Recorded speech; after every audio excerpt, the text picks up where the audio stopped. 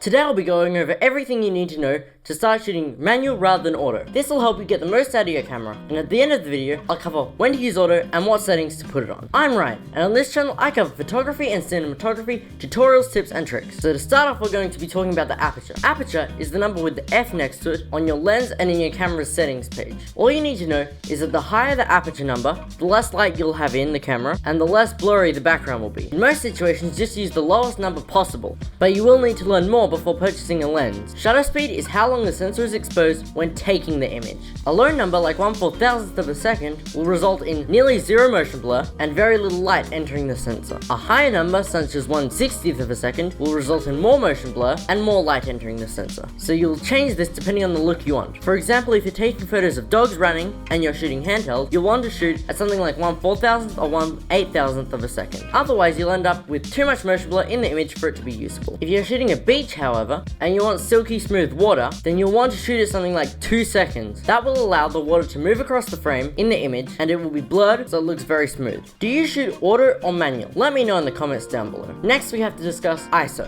This is your camera's sensitivity to light on the sensor. The higher the ISO is, the more light will enter the image. The lower the ISO, the less light. The only effect ISO has on the image, aside from that, is the amount of grain in the image. And now I'm going to discuss when should you use auto and on what settings. I recommend using auto on the ISO when taking candid shots. This is because it'll allow you to focus on composition rather than the light levels of the shot. It will still, however, allow you to control the aperture and shutter speed so you don't end up with overly blurry photos or a background that's completely in focus. Now remember, as I said in my sharper photos video, a grainy photo is better than a blurry photo. A blurry photo is better than no photo at all. One tip I have for shooting with auto ISO is that if your ISO reaches lowest it can go, such as 100, you should adjust your shutter speed or aperture because the image may be overexposed since the ISO can't go down anymore. Click the video on screen to learn how to use Lightroom so you can edit the photos that you've taken. But first, click here to subscribe.